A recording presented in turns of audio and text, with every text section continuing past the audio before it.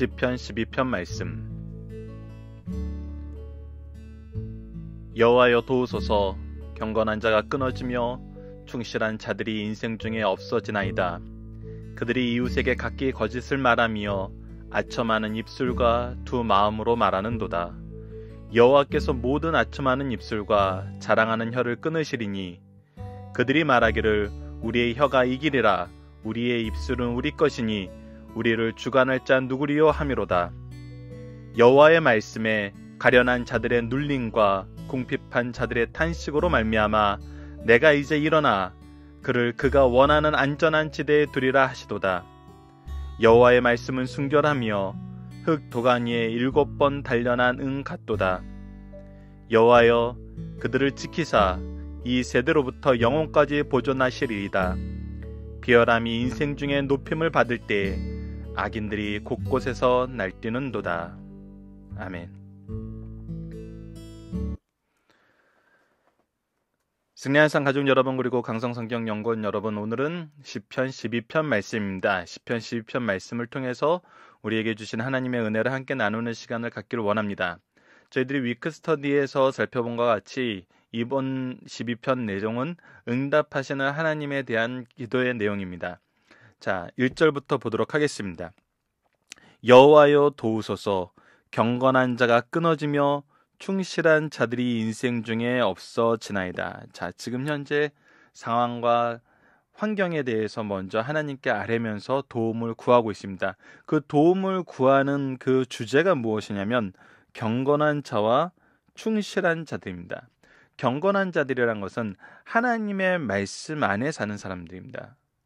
경건한 자의 모습은 하나님의 말씀 안에서 사는 자이고, 충실한 자들은 이 말씀 안에서 사는 것을 기뻐하는 삶을 사는 자들을 말합니다. 즉 하나님과 동행하는 삶을 즐거워하는 사람입니다.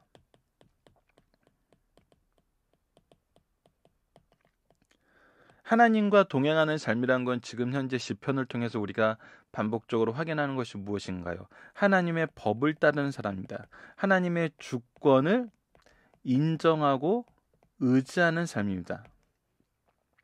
우리가 분명히 보게 되는 것은 무엇이냐면 하나님의 법이 있고 하나님의 주권적 다스림이 있습니다. 이것은 세상 만물에게 다 나타나 있습니다. 이것이 있느냐 없느냐로 우리가 고민할 필요도 없이 이것은 드러나고 있어요. 근데 우리가 선택하고 우리가 포커스를 두는 것은 무엇이냐면 이것이 있느냐 없느냐를 따지는 것이 아니라 이것을 인정하고 있느냐, 인정하지 않느냐, 이것을 의지하고 있느냐, 이것을 거부하고 있느냐. 항상 이 안에서 있는 것입니다.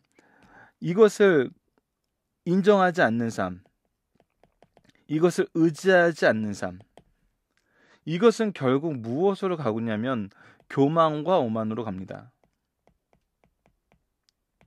교만과 오만의 최고봉은 뭐였죠? 하나님은 없다.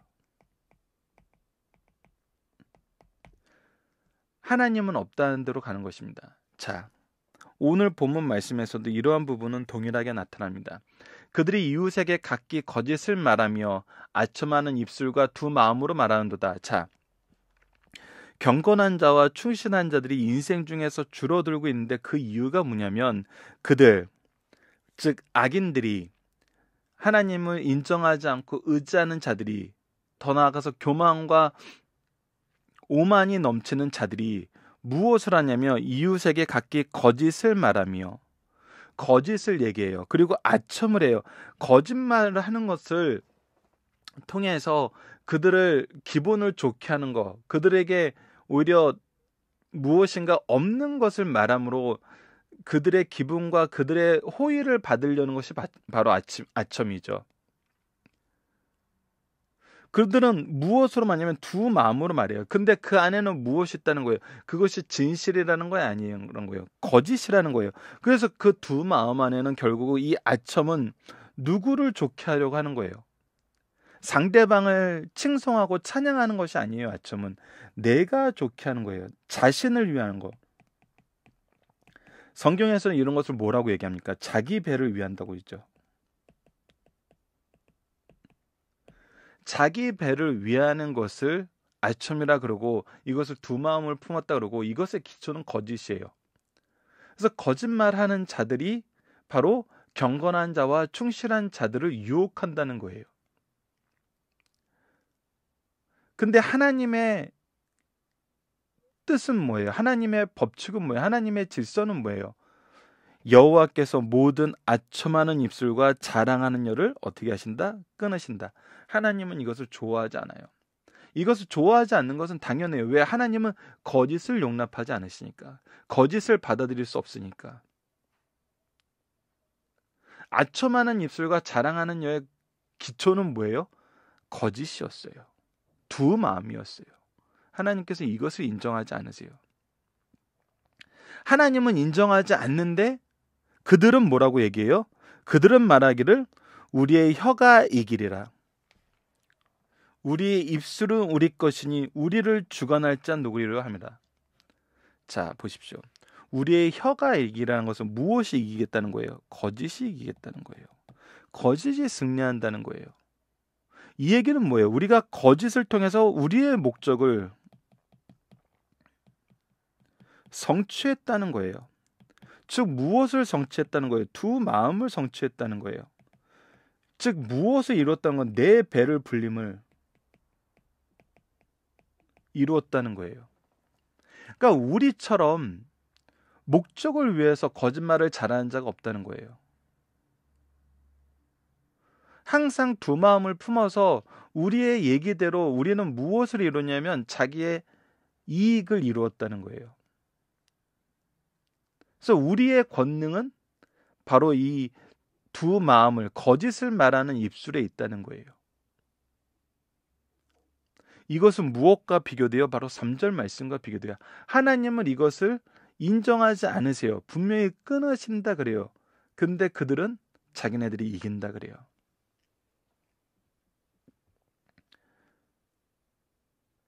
이것은 우리가 분명히 봐야 되는 것입니다. 우리가 겉으로 볼 때는 정말 그들이 이기는 것 같아요. 거짓을 하는 자들이 항상 그들의 목적을 이루는 것 같아요. 근데 하나님의 기준에서는 이것이 아니에요. 자, 하나님의 기준에서는 무엇이 이기는 것입니까? 굉장히 중요한 겁니다. 진리가 진리되는 거. 말씀이 성취되는 거.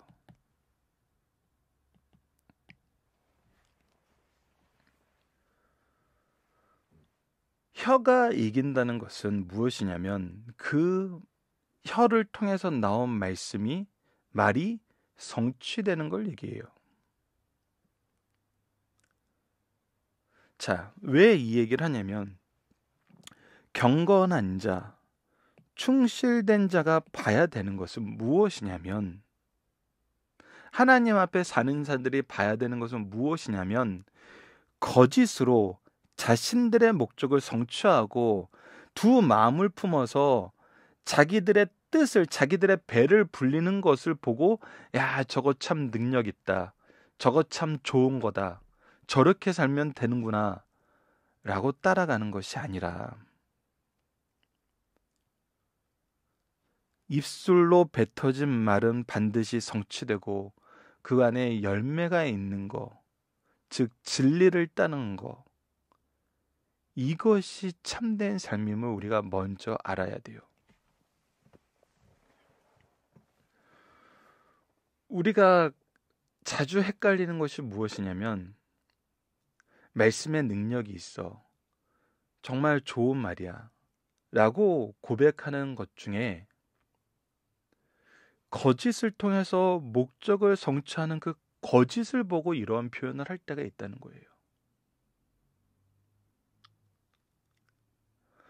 근데 이거의 결국은 무엇이냐면 하나님의 심판이에요. 하나님의 심판이에요.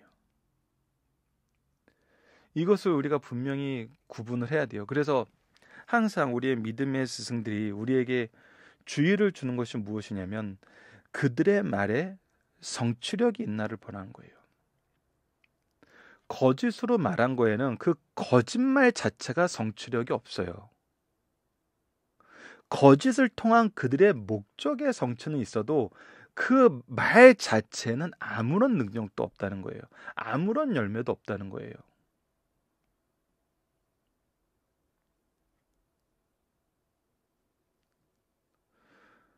우리가 참 이것을 구분하는데 정말 열심히 해야 되는 시대에 살고 있잖아요.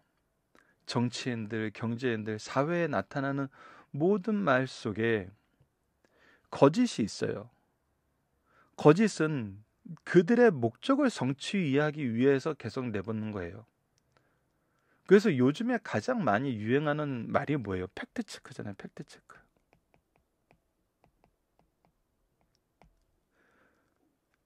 팩트체크라는 것은 말이 실제냐 거짓이냐를 보는 거거든요. 그것이 거짓일 때는 그들의 목적이 다른 데 있다는 거예요. 그래서 그 다른 데 있는 목적까지도 우리가 볼 수 있어야 된다는 의미거든요. 그래서 우리가 이것을 구분할 수 있어요. 하나님께서 우리에게 말씀을 주시고 그 하나님의 말씀에 놀라운 역사하심을 우리에게 보게 하심으로써 하나님의 말씀이 무엇이고 무엇을 가르치고 무엇 안에서 살게 하는지를 우리가 보게 해요. 그래서 우리가 무엇을 구분할 수 있어요? 거짓이 무엇임을 구분할 수 있어요. 그래서 이 부분은 우리가 잘 봐야 됩니다. 우리에게 주어지는 말, 우리에게 선포되는 말, 우리의 기회를 솔깃하게 하는 말들이 그 말 자체가 참인지 아니면 다른 목적을 위한 거짓이 있는 것인지는 우리가 구분할 줄 알아야 되고 거짓은 절대 따라가서는 안 돼요.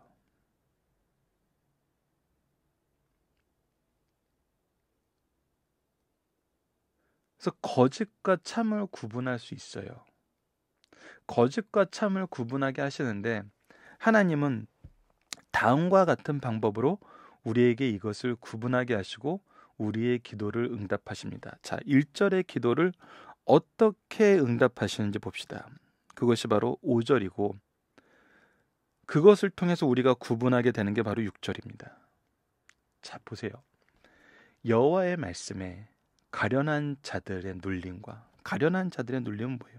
바로 이 거짓에 넘어가서 그들의 목적 성취를 위해서 이용되고 버림받은 자들이에요. 오히려 경건과 충실을 버리고 이들의 거짓에 미혹되어 넘어간 자들이거든요. 마치 사탄의 유혹에 미혹되어 넘어갔던 아담과 하와를 불쌍히 여기시는 것처럼 가련한 자들의 눌림과 궁핍한 자들의 탄식으로 말미암아 내가 이제 일어나 누가 일어나신다는 거예요? 여호와께서 일어나신다는 거예요. 그를 그가 원하는 안전한 지대에 두리라 하시도다. 그래서 우리를 어떻게 해요? 그가 원하는 안전한 지대에 우리로 피난케 하세요. 우리를 보호하세요. 우리가 이 거짓과 아첨하는 말과 두 마음으로 스스로의 목적을 성취하고 이겼다고 선언하는 이들 속에서 어떻게 하세요? 보호받게 하세요.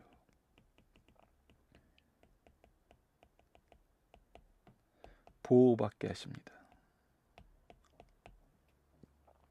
이 말씀의 굉장히 중요한 의미는 무엇이냐면 우리가 살펴보기 정답 안에서도 박유일 목사님 강해집을 통해서 소개해낸 내용이 나오는데 이것은 우리로 하여금 무엇을 보게 하냐면 오직 하나님의 공의를 보는 삶을 살게 한다는 거예요. 우리가 이 거짓에 넘어갔을 때 여러분들 현대에 나오는 많은 뉴스들을 통해서 우리가 무엇을 봅니까? 이것이 법으로 심판이 가능하냐 안 하느냐를 항상 보잖아요. 근데 그 안에는 다툼의 여지가 너무 많아요. 그 다툼의 여지가 무엇에 의해서 변해요? 세월에 따라서 변해요. 시대에 따라서 변해요. 사람에 따라서 변해요. 환경에 따라서 변해요. 때로는 여론에 따라서 변해요. 때로는 성향에 따라서도 변하고 너무나 작은 일로 인해서 이것이 판단이 항상 달라져요. 그러니까 우리가 이 안에서는 안전을 경험할 수가 없어요. 평안을 경험할 수가 없어요. 오직 누구를 통해서만 우리가 이 피난처를 얻고 보호하심을 받아요? 오직 여호와의 일하심, 역사하심을 통해서만 우리가 안전함을 경험해요. 우리가 참된 보호를 경험해요. 참된 평안을 경험해요. 이것은 우리가 써야 되는 마지막 수단인가 마지막 방법, 마지막 보루가 아니에요. 이것은 너무나 확실하기 때문에 처음부터 이것을 의지하면 돼요. 즉 무엇을 의지해요? 하나님의 일하심을 의지하면 돼요. 그 하나님의 일하심을 의지할 수 있는 이유가 무엇이냐면 여호와의 말씀은 순결하며 흙 도가니에 7번 단련한 은 같도다. 무엇이에요? 어떠한 흠도 없다는 거예요. 어떠한 흠도 없다는 것은 우리가 분명하게 무엇으로 얘기되냐면 반드시 성취되는 말씀이라는 거예요. 반드시 성취되는 말씀이란 거예요. 이것이 성취되지 않은 적을 본 적이 없다는 거예요. 그것이 하나님의 말씀의 순결하며 은 같다는 표현이에요. 즉 무엇이라는 거예요? 이것이 바로 진리라는 거예요. 시인은 바로 이 부분을 검증하여서 우리에게 보여주고 있어요. 그의 인생을 통해서 이 하나님의 말씀의 순결함이 은 같은 이 말씀이 어떻게 검증되었는가를 우리에게 보여줘요. 우리가 그래서 다윗의 인생을 통해서 이것을 먼저 보는 거예요. 우리가 우리 믿음의 선조들의 삶을 통해서 이것을 먼저 보는 거예요. 우리가 가정과 교회에서 가르쳐주고 보여줘야 되는 것이 바로 이것이에요.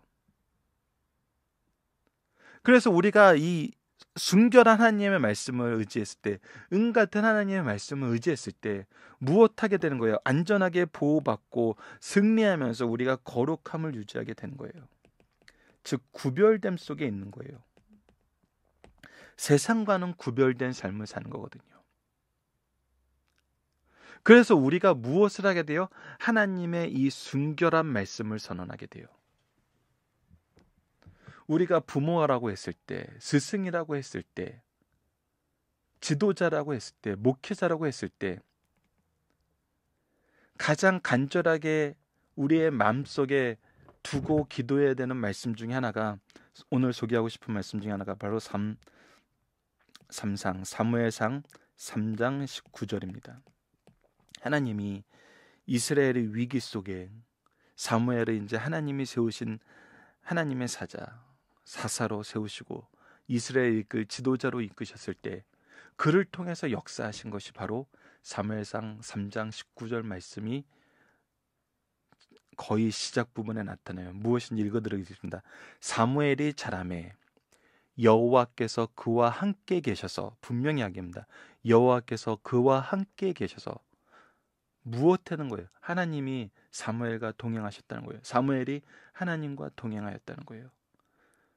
어떤 일이 일어나냐면 그의 말이 하나도 땅에 떨어지지 않게 하시니, 그를 통해서 선언된 하나님의 말씀이 하나도 땅에 떨어지지 않는다는 거예요. 단 하나도. 성취되는 말씀이었다는 거예요. 진리의 말씀이 선포되었다는 거예요. 하나님의 역사하심이 선포되었다는 거예요. 그래서 우리는 무엇을 봐야 돼요? 여호와의 말씀의 순결함이 무엇인지 말씀을 통해서 배워야 돼요. 그리고 우리는 무엇을 선포해야 돼요? 여호와의 말씀을 선포해야 돼요. 그래서 분명히 얘기합니다. 이제 미래를 우리에게 소개해주고 있어요.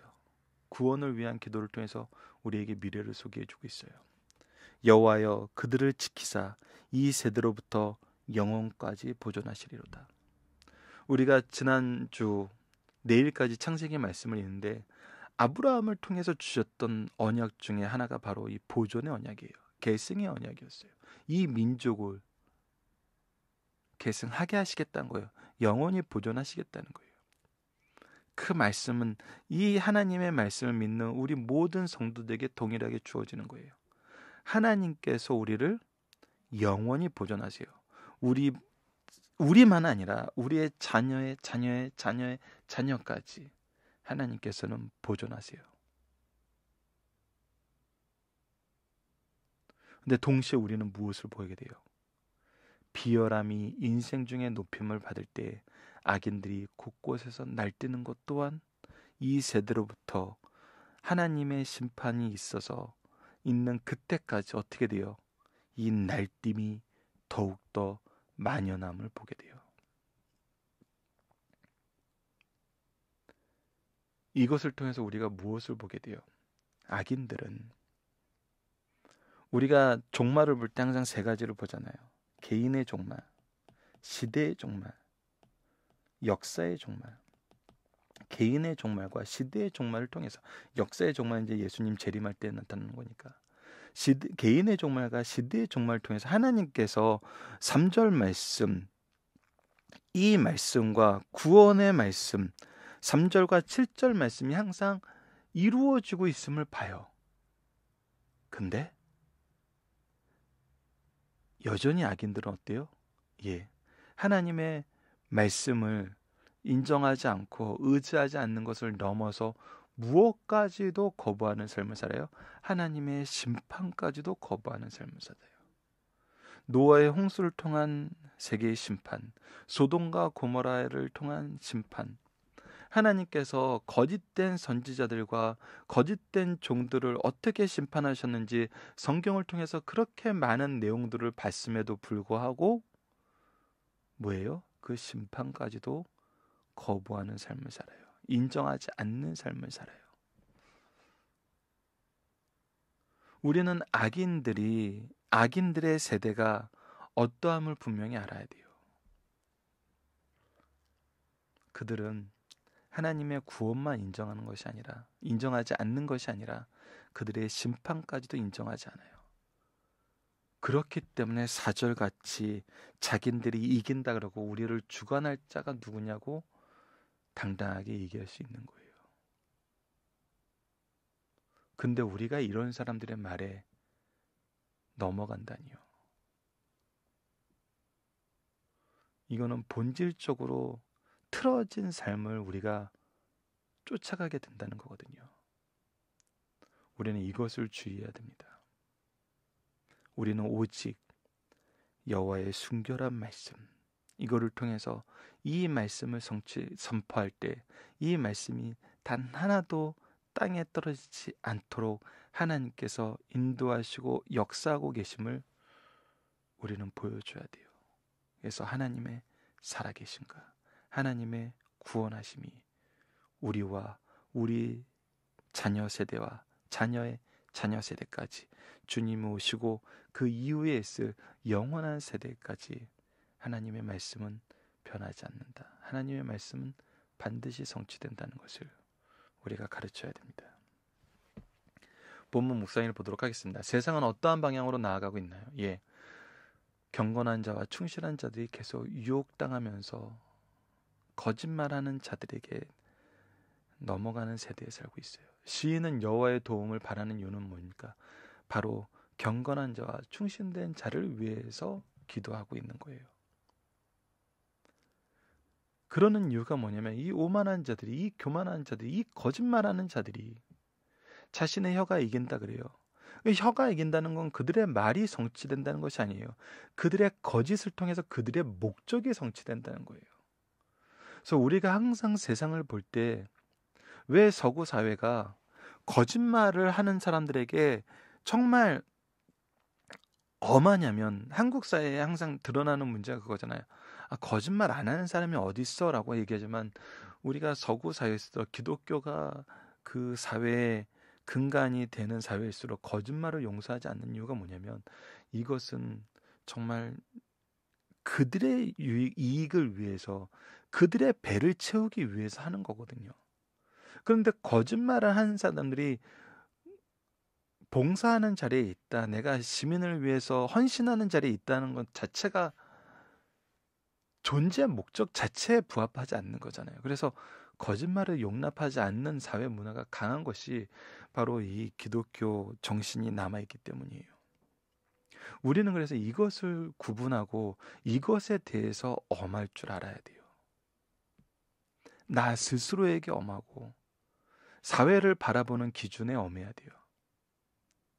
그래서 엄하니까 우리가 거짓말하는 자들을 폭력으로서 막 하는 것이 아니라 그것 또한 우리가 정해진 질서 안에서 우리의 투표를 통해서라든지 아니면 시민사회의 건전한 운동을 통해서 이것을 해결해 나가는 거거든요. 그래서 이 거짓은 우리가 정말 잘 구분해야 됩니다. 3번입니다. 하나님께서 우리에게 약속하는 것은 무엇입니까? 바로 하나님께서 일어나신다는 거예요. 하나님께서 일하신다는 거예요. 하나님께서 구원하신다는 거예요. 그래서 조금 전에 얘기했던 시민사회나 투표권을 통해서 이것을 바로 잡는 것보다 더 중요한 게 뭐예요? 우리는 하나님께 기도하는 거예요. 하나님께 기도하는 거예요. 예전에도 한번 말씀드린 적이 있지만 작년에 한국 사회에 뜨거운 시간을 보낼 때 청년들이 이렇게 물어봤었어요. 집회 나가는 것이 가합니까? 두 가지 기준만 뒀어요. 주로 토요일 날 집회를 나가는데 주일 예배 지장 없게 하라. 예배를 지키지 않고 하나님이 주신 질서를 지키지 않으면서 우리가 세상 사람들에겐 가한 그것이지만 우리가 하나님의 질서를 벗어나는 일을 하면 안 된다. 두 번째는 나가서 집회하는 것만큼 먼저 기도해라. 왜 그러냐면 집회 자체가 불법이 아니었기 때문에 불법이 아닌 것을 통해서 우리의 의견을 제시하는 것은 가한 거예요. 이 사회 질서 안에서 가한 거예요. 하지만 이 사회 질서를 회복하는 일은 우리가 무엇을 통해서 이루어야 돼요? 하나님을 의지함을 통해서 하나님의 역사하심을 통해서 간구해야 돼요. 그래서 먼저 집회하는 시간만큼 기도할 수 있는 그런 것이 이루어지길 원하는 거거든요. 그리고 그러한 것을 가르치는 거거든요. 그래서 우리는 하나님의 역사하심, 하나님의 약속을 의지해야 돼요. 자, 4번. 우리에게 하나님의 약속은 무엇과 같습니까? 예, 하나님의 말씀은 순결한 은 같아요. 이것은 무엇이냐면 반드시 성취된다는 거예요.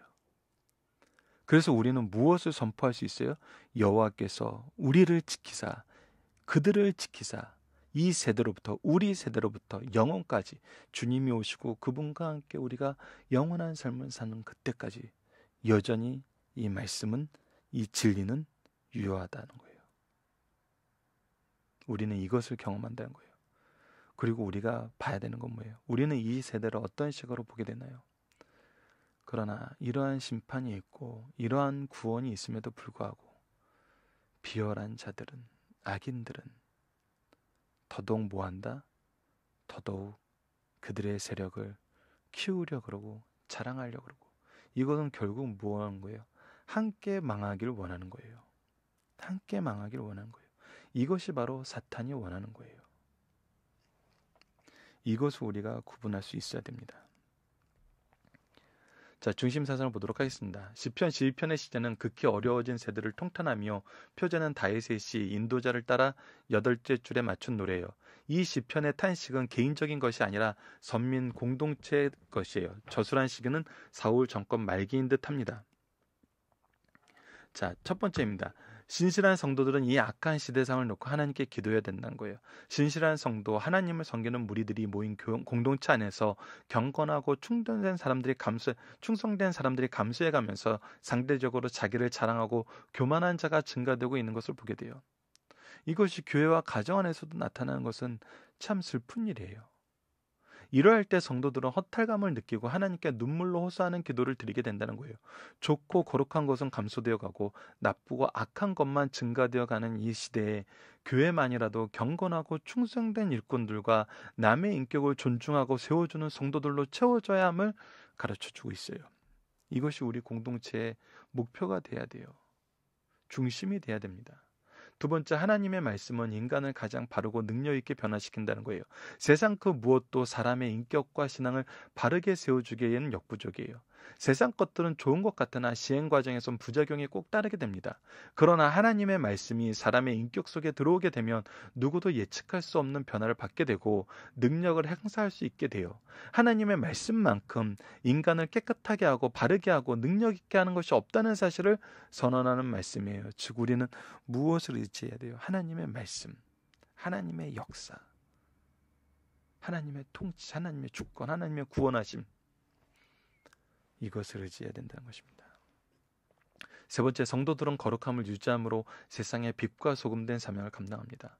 어느 사람에게나 어느 집단에서든지 성도와 교회의 말씀이 들어가면 자연스럽게 일어나는 현상이 있어요. 그것은 어두운 세상이 밝아지고 더러운 곳이 거룩함을 되찾게 되며 게으른 곳에 부지런함이, 원망과 불평이 있는 곳에 감사와 기쁨이 넘치게 되는 거예요. 그 결과 소리나는 혁명은 없어도 은은하면서도 강하게 밀려오는 개혁이 있게 돼요. 이것이 우리에게 경험하게 되는 거예요.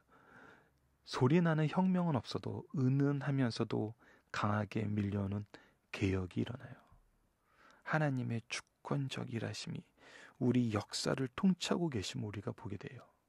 이러한 일을 행하는 것이 성도의 사명임을 가르쳐줘요. 우리는 이 일에 쓰임받는 사람이에요. 그래서 안으로는 감사와 기쁨, 외부로는 근면성실이 우리 성도의 모습인 거예요. 자, 살펴보기 정답 여러분들이 카페를 통해서 확인하실 수 있고요. 이 부분은 분명히 다시 한번 체크해 주시길 부탁드립니다. 자, 적용합니다. 악에 대한 시편을 통해 지속적으로 우리에게 제시되는 해결 방법은 하나님을 의지해야 해요. 하나님께 맡겨라 해요. 우리는 이것을 얼마나 신뢰하고 어떻게 실천합니까? 자, 이것은 서론에서도 얘기했다시피 마지막 수단이 아니에요. 마지막 방법이 아니에요. 이것은 처음이고 이것이 온전한 과정이고 마지막 결과예요. 우리는 하나님을 의지해라, 하나님을 아껴라. 이것의 가장 기초적인 방법은 뭐예요? 말씀과 기도입니다. 말씀과 기도가 공동체를 통해서 선포되고 성취되는 뭐예요? 예배예요. 그래서 성도의 삶이 말씀과 기도가 중심이 되고 예배가 중심이 되는 것은 너무나 당연해요. 이것이 처음이고 이것이 온전한 과정이고 마지막 결과이기 때문에. 그런데 우리는 어때요? 혹은 이것이 아닌 다른 방법을 신뢰합니다. 그 이유는 무엇입니까? 저는 이것을 비난의 말로 드는 것이 아니라 우리가 바른 구분할 수 있는 기준을 세우기 위해서 이 질문을 여러분들에게 던져봅니다. 이 질문을 함께 나누길 원합니다. 이것은 우리가 죄악된 세상에 살고 있기 때문이에요. 우리가 이러한 이유는 거짓의 유혹이 되었기 때문이에요. 그래서 우리는 이것을 구분할 줄 알아야 돼요. 구별할 줄 알아야 돼요. 무엇이 거짓이고 무엇이 참인지. 이것이 너무나 많아요, 여러분. 그래서 우리는 정말 부지런해요. 근면성실해야 돼요. 무엇에 먼저 근면성실해야 되냐면 말씀에 먼저 근면성실해야 돼요. 기도에 먼저 근면성실해야 돼요.